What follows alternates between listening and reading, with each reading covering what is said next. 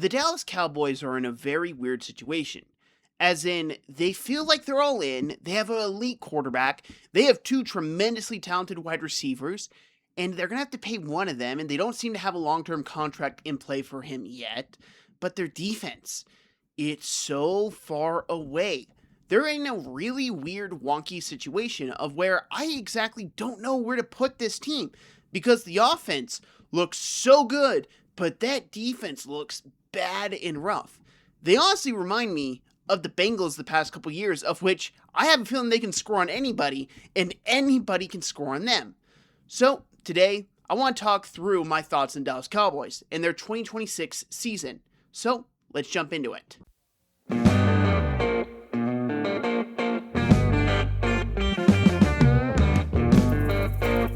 There's not really a whole lot to talk about with the Cowboys and free agency because they didn't do a whole lot. They signed Jalen Thompson, who is a solid, good safety, which is something they didn't have last year, but they only really retained guys. George Pickens, you franchise tagged him. You didn't get him a long-term extension, and I don't think they will.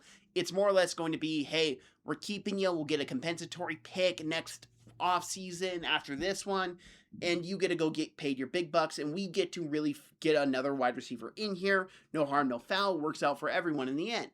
And they re-signed Javonte Williams.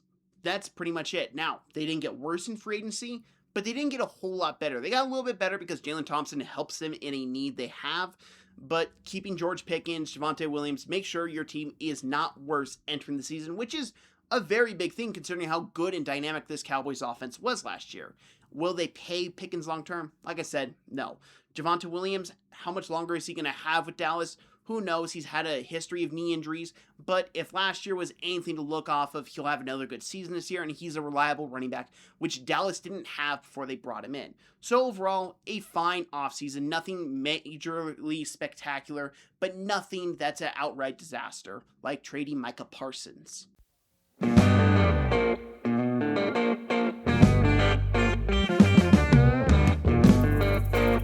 When I do these videos, I usually write them out ahead of time, and when I got to writing about the Dallas Cowboys, I put exclamation, exclamation, exclamation mark around the draft, because I love the Cowboys draft. In my opinion, they had the best draft of the entire NFL. They took Caleb Downs in round 1 at 11th overall. He shouldn't have been there, but they took him. He's a great robbing safety, can come up and make good tackles, can take the ball away, what Dallas needs, and he's an amazing player. Malachi Lawrence was a late riser for me in the draft process, but I ended up much higher with him at the end than I did at the beginning because I saw the potential with him. He has great bend. He's got a great first step. He can get after a quarterback. He's a little raw right now. He's going to take a little bit of time to adjust the NFL, but I just loved watching him over and over again at UCF, and he kept rising my draft board as the draft went on, to the point he was right around where I had him ranked, and I love that. Jay Barham, a good outside linebacker that can play the run. Dallas needs that. And you look at more picks. Drew Shelton, a good tackle who can maybe be depth, but you gotta draft offensive linemen from schools that develop, and most importantly, offensive line coaches. Phil Trautwein is a great offensive line coach for college football and has put many guys in the league.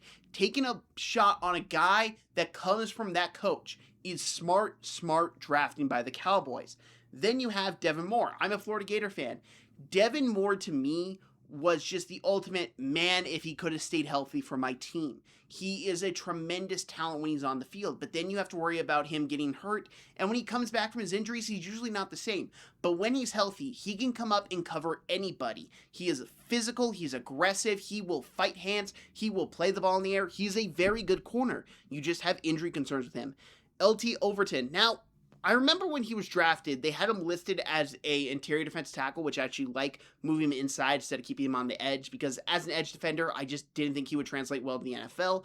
But moving him inside, I think he has more speed, athleticism. They can really attack offensive guards and centers and really expose them. I love that move for Dallas, and I hope that's something they do. And then they took Anthony Smith, who I admittedly didn't watch a whole bunch of, but I pretty much went through this entire Cowboys class, and I don't have a bad thing to say about it. For me, that's a great high mark, because I can usually find a pick that I don't like and I can complain about. But Dallas did such a good job. In my opinion, it was the best draft that any team had by a good margin because they attacked needs and they got great value for all their picks, in my opinion. And Caleb Downs, he's that type of defensive leader you need. Malachi Lawrence, he's not ready to go yet, but if he hits his potential, that is a 1A level pass rusher. Shelton is a developmental tackle that comes from a good school, a good offensive line development area, and can really work well moving to the NFL because he had good coaching in college. Barham, good, solid player that can really come and influence the Cowboys defense. They did such a good job. And LT Overton, I don't want to forget LT Overton because he might be the guy that we all sleep on, and maybe 2-3 years from now, he is causing havoc on the interior defensive line because he has the potential to do that. And if they keep him on the interior defensive line, I think it's a great pick. Keep him on edge, not a fan, but it sounds like they're going to move him in defense tackle, and I'm all for that. Overall, I just have nothing but positive things to say about this Cowboys draft, and I mean, hey, I gotta say it. Good job, Jerry Jones.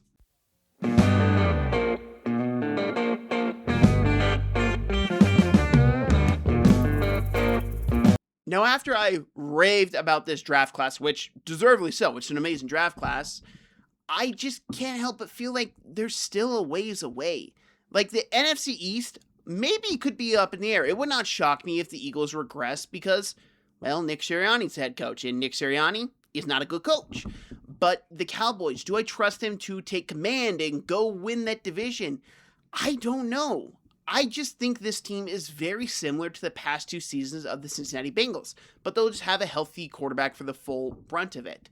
Now, looking at this team, they have the offense to score on anybody. George Pickens, CeeDee Lamb, they can put up points on anybody. Javonte Williams was a tremendous get for them last year, and he got rewarded with a nice extension, and he's going to be a good, solid player for the Cowboys. But then you look at defense.